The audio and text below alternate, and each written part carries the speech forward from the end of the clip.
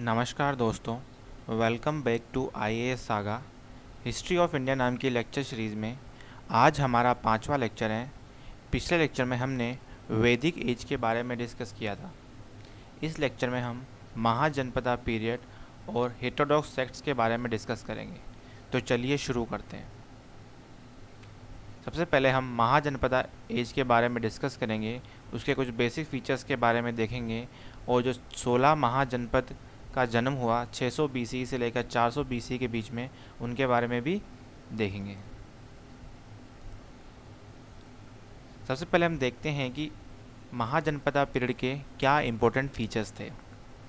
जो सबसे महत्वपूर्ण फीचर था महाजनपदा पीरियड का वो था कि इस पीरियड के दौरान बहुत सारे अर्बन सेंटर्स का इमरजेंस हुई। इन अर्बन सेंटर्स के इमर्ज होने के बहुत सारे कारण थे। पहला कि जो महाजनपदा का जन्म हुआ, उनकी जो कैपिटल सिटीज़ थी वो बड़े शहरों के रूप में उभर कर आई। दूसरी चीज़, बहुत सारी रिलीजियस साइट्स भी अर्बन सेंटर्स के रूप में तब्दील हो गई थी। एक और दूसरा कारण जो था वो ये था कि एग्रीकल्चर सरप्लस को अचीव कर लिया था इस पीरियड के दौरान। यानी कि इतना फूड पैदा किया जाने लगा था कि अगर कोई अर्बन एरिया में भी रहता है और अगर वो खुद का खाना प्रोड्यूस नहीं करता, खुद एग्रीकल्चर नहीं करता, तब भी उसके भरण पोषण के लिए गांवों से फूड सप्लाई किया जा सकता था। अब क्योंकि एग्रीकल्चर सरप्लस के अचीव होने की वजह से बहुत सारे नए सोशल ग्रुप्स इमर्ज हुए इस पीरियड के दौरान। तीसरा जो फीचर था वो ये था कि बहुत सारे पावरफुल किंगडम्स और मोनार्क्स का इमरजेंस हुआ, जिसमें सबसे इम्पोर्टेंट जो किंगडम था वो था मगध। मगध के जो रूलर्स थे उसमें जो प्रोमिनेंट डायनेस्टी थी वो थी हर्णिका डायनेस्टी, जिसमें बिम्बिसार इम्पोर्टेंट राजा था। बिम्बिसार का पुत्र फिर अजातशत्रु हुआ। अजातशत्रु के बाद उसके बहुत सारे दूसरे रूलर्स हुए और फाइनली फिर शिशुनागा डायनेस्टी ने इसको ओवरथ्रो कर लिया और उसके बाद तो फिर मौर्य पीरियड स्टार्ट हो जाता है। तीसरा के बाद जो चौथा इंपॉर्टेंट फीचर है इस पीरियड के दौरान का वो ये है कि बहुत सारे हेटेरोडॉक्स सेक्ट्स इमर्ज हुए। हेटेरोडॉक्स सेक्ट्स यानी कि जो मेन स्ट्रीम रिलीजन था उस समय का वो था ब्राह्मणिकल रिलीजन, वैदिक रिलीजन।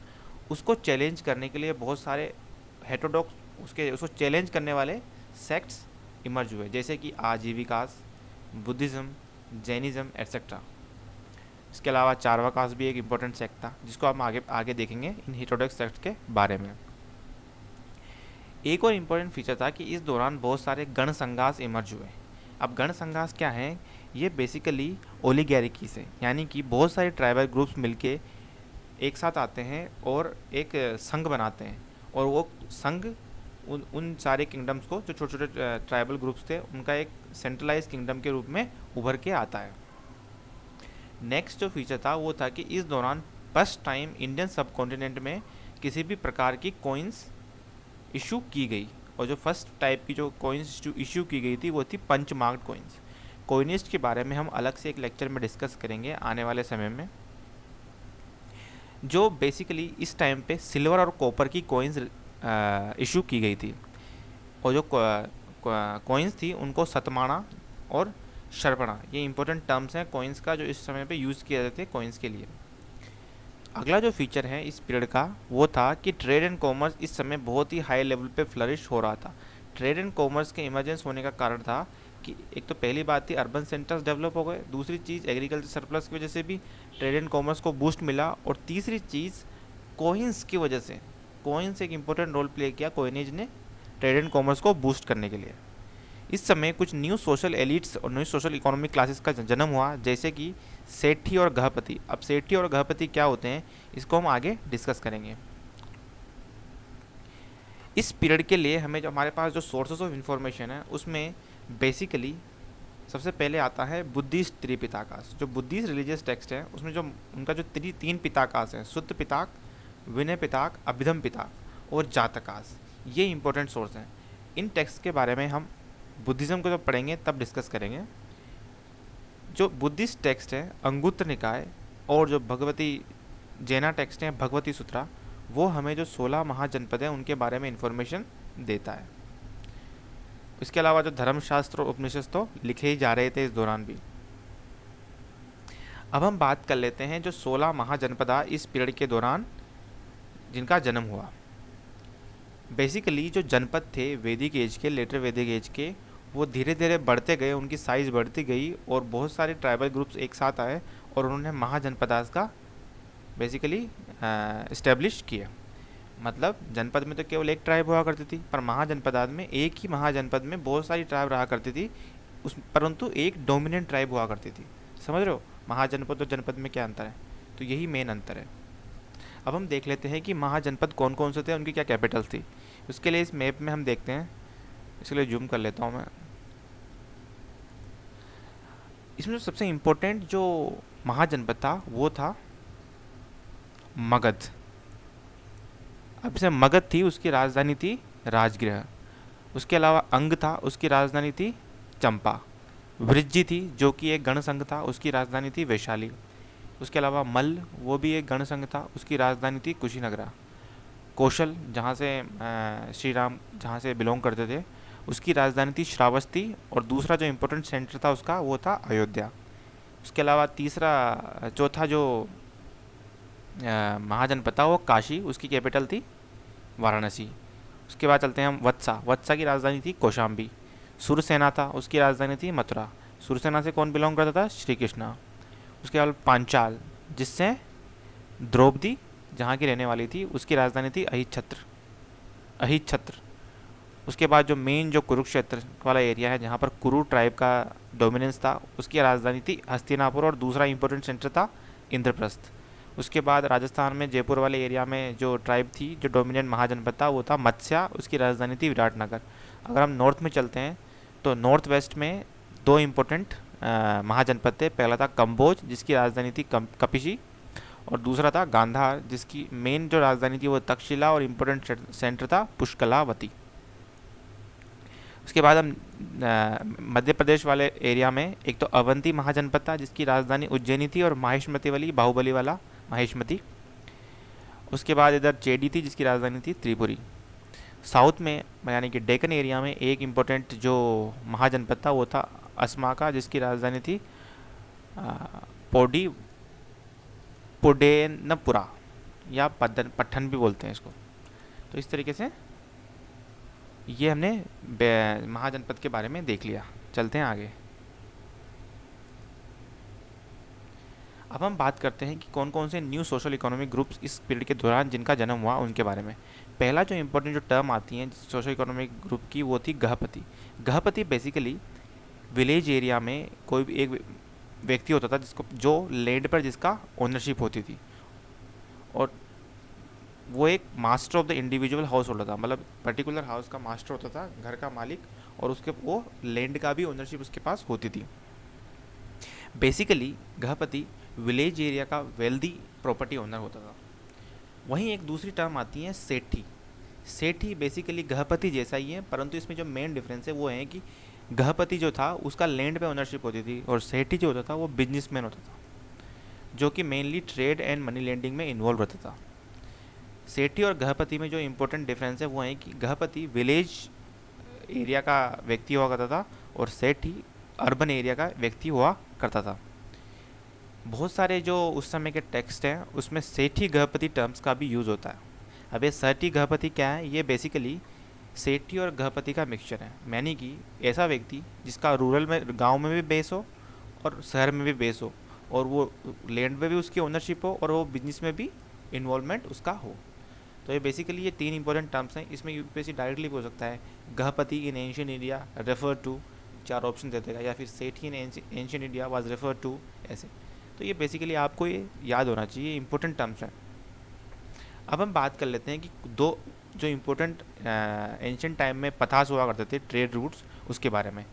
जो दो इम्पोर्टेंट ट्रेड रूट्स हैं वो हैं उत्तर पथ और दक्षिण पथ। अब ऐसा तो नहीं था कि इनमें जो फ्रीली ट्रेड होता था, जो अलग अलग राजा होते थे उस समय के, वो इन पे कस्टम ड्यूटी लिवाई करते थे। तो जो ऑफिशियल्स जो कस्टम ऑफिशियल्स थे उनको हम बोलते थे उस समय बोलते थे कामिकाज। अभी ये भी एक इम्पोर्टेंट टर्म हो जाती है कि कामिकाज in ancient India were refer to what? Custom officials, tax collectors, ऐसे, या फिर कुछ और भी ऑप्शन दे सकते हैं। तो इस तरीके से आपको आइडिया होना चाहिए कि किसको हम क्या बोलते हैं। अभी हम देख लेते हैं कि उत्तर पथ का और दक्षिण पथ का क्या था। जो उत्तर पथा था वो बेसिकली तक्षशिला के पास पुरुषपुर था, जिसको आज का पेशावर है, वहाँ से लेकर ठेठ राजगृह हस्तिनापुर होते हुए, श्रावस्ती होते हुए और राजगृह तक आता था, और राजगृह से वो बंगाल में भी चला जाता था। ये पुरानी दे रखा मैप। वहीं जो दक्षिण पथ था वो श्रावस्ती से शुरू होता था, प्रयाग होते हुए डायरेक्टली उज्जैनी होते हुए प्रतिष्ठाना, जो कि अश्माका की राजधानी थी, वहाँ तक आता था। तो ये बेसिकली दो ट्रेड रूट्स हैं जो कि इंपॉर्टेंट है। बेसिकली से डायरेक्ट पूछ सकता है यूपीएससी कि उत्तर पथा कहाँ से कहाँ तक था, दक्षिण पथा कहाँ से कहाँ तक था, तो एक बेसिक आइडिया होना चाहिए। अब हम चलते हैं आगे। अब बेसिकली इस पीरियड में सोशल लाइफ कैसी थी। सोशल लाइफ का जो इंपॉर्टेंट फीचर था कि लोग वर्णाश्रम धर्मा डोमिनेंट फीचर था, यानी कि लोग वर्ण व्यवस्था और आश्रमा व्यवस्था दोनों ही डोमिनेंट थी, और ब्राह्मणिकल रिलीजन भी डोमिनेंस उसकी थी। गोत्रा सिस्टम एक इम्पोर्टेंट आइडेंटिटी के रूप में इमर्ज हुआ। पहले ट्राइबल आइडेंटिटी थी, परंतु धीरे धीरे एक गोत्रा आइडेंटिटी इमर्ज होने लग गई। उसके अलावा जो जाति सिस्टम था यानी कि कास्ट सिस्टम, उसके भी अर्ली एलिमेंट्स इस पीरियड के दौरान हमें देखने को मिलते हैं। अब जाति के इमर्ज होने के दो कारण थे। पहला कि इस समय बहुत सारी हेरिडेटरी क्राफ्ट और ऑक्यूपेशनल ग्रुप्स का जन्म हुआ, जो धीरे धीरे उन्होंने जाति का रूप लेना शुरू कर दिया। दूसरा, बहुत सारे ट्राइबल ग्रुप्स को ब्राह्मणिकल सोसाइटी में उनका एसिमिलेशन हुआ, तो वो ट्राइबल ग्रुप्स वैसे के वैसे कास्ट के रूप में यानी कि जाति के रूप में ब्राह्मणिकल सोसाइटी में सम्मिलित हो गए। इस सपिंदा रिलेशनशिप भी एक इम्पॉर्टेंट फीचर था सोशल लाइफ का। सपिंदा रिलेशनशिप का मतलब है कि कुछ रिलेशंस में लोग आपस में शादी नहीं कर सकते थे, मतलब सेक्सुअल रिलेशंस नहीं रख सकते थे। इसके अलावा मैरिज और वुमेन, ये वही पहले वाला जो वैदिक एज के दौरान था वही सिस्टम चला आ रहा था, same to same. No child marriage, polygamy थी, मोनोगमी भी डोमिनेंट थी पर पॉलीगमी भी प्रोमिनेंट थी। अब हम बात करते हैं हेटेरोडॉक्स सेक्ट, जो कि एक बहुत ही इंपॉर्टेंट टॉपिक है यूपीएससी के पर्सपेक्टिव से, जिसमें से क्वेश्चन आने की बहुत ज़्यादा चांसेस रहते हैं। सबसे पहला जो इम्पोर्टेंट सेक्ट था हेटेरोडॉक्स सेक्ट, वो था आजीविकास। अब आजीविकास के क्या इंपॉर्टेंट फीचर्स थे वो हम देख लेते हैं। पहली बात, इसके फाउंडर कौन थे? इसके फाउंडर थे मखाली गोशाला। इसके फाउंडर कौन थे? मखाली गोशाला। और ये जो सेक्ट था ये नास्तिका सेक्ट था, यानी कि ये वैदिक टेक्स्ट पे इनका विश्वास नहीं था, वेदास पे ये बिल्कुल विश्वास नहीं करते थे। सेकेंड जो इंपॉर्टेंट फीचर था आजीविकास का, कि इनका जो सेंट्रल आइडिया था वो था नियति, यानी कि इनका जो आइडिया था वो ये था कि इंसान का खुद के ऊपर उसके जो कर्म है उससे उसका कोई फ़र्क नहीं पड़ने वाला, उसकी नियति पहले से फिक्स है, उसकी किस्मत फिक्स है कि यार जो होना है वो होगा, हमारे करने कुछ भी करने से कुछ फ़ायदा नहीं है, जो लिखा है वही होगा। ये इनकी आइडियोलॉजी थी। ये जो आजीविका सेंट्स थे या जो सेक्ट के लोग थे वो सीवियर एसेटिज्म, यानी कि बहुत ज़्यादा सीवियर तरीके का एसेटिज्म फॉलो करते थे और कंप्लीट न्यूडिटी को पालन करते थे। इस सेक्ट का कोई भी टेक्स्ट हमारे को अवेलेबल नहीं है, इनका कोई भी टेक्स्ट आज दिन तक जिंदा हमें मिला नहीं है। इनके बारे में जो भी इन्फॉर्मेशन हमें मिलती है वो या तो बुद्धिस्ट टेक्स्ट से मिलती हैं या जैनिस्ट टेक्स्ट मिलती हैं, जैना टेक्स्ट से मिलती हैं। और बुद्धिस्ट और जैना टेक्स्ट में भी इनको इनके ऊपर क्रिटिसिज्म ही दिखता है। क्यों? क्योंकि आजीविकास बुद्धिज्म और जैनिज्म का कॉम्पिटिटर थे। आजीविकास के बारे में हमें इन्फॉर्मेशन एक तो इंस्क्रिप्शन से मिलती है। पहला है 12 केव में एक इंस्क्रिप्शन है जिसमें अशोका ने आजीविका सेक्ट को कुछ केव्स का डोनेशन दिया था। इसके अलावा जो पास में ही 12 केव के पास में बिहार में नागार्जुनी केव है, वहाँ पर अशोका के सक्सेसर थे दशरथ, उन्होंने केव डोनेट की थी। जो नेक्स्ट जो इम्पोर्टेंट हेटेरोडॉक्स सेक्ट है वो है चारवाकास। अब चारवाकास का क्या इंपॉर्टेंट फीचर है कि इनका जो दूसरा नाम है लोकायत और बृहस्पति से भी इनको बोला जाता था, इनका दूसरा नाम था। चारवाका जो सेक्ट था उसके जो फाउंडर थे उनका नाम था अजित केस कंबाली।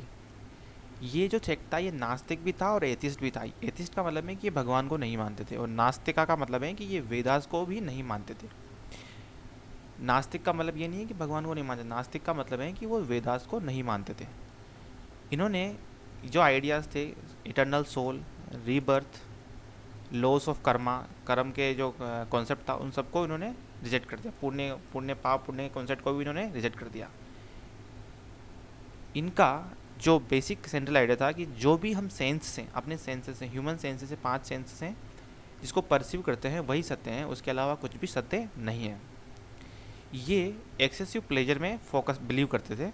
इनका जो मंत्र था, मूल मंत्र, उधार लो और घी पियो जैसा सिस्टम था, कि जो इस दुनिया में आए हैं तो मौज मज़े करने के लिए आए हैं, ये इनका सिद्धांत था, तो खूब मज़े करो। तो ये चार्वाकास के बारे में हमने बेसिक फीचर्स देख लिए, यही इंपॉर्टेंट है। इसके अलावा कुछ इंपॉर्टेंट नहीं है, सारे इसमें हमने इन्वॉल्व कर लिए हैं, दोनों आजीविकास के बारे में भी और चार्वाकास के बारे में भी।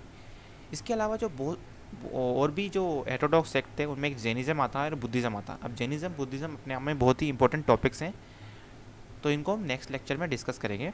इसके अलावा जो 6 आस्तिका स्कूल्स हैं, जैसे कि योगा, बहुत सारे 6 स्कूल्स हैं, मीमांसा स्कूल है, उसके न्याय स्कूल हैं, वो सब स्कूल्स के बारे में भी हम नेक्स्ट लेक्चर्स में डिस्कस करेंगे। तो यहाँ तक जुड़ने के लिए बहुत बहुत धन्यवाद। Thank you very much.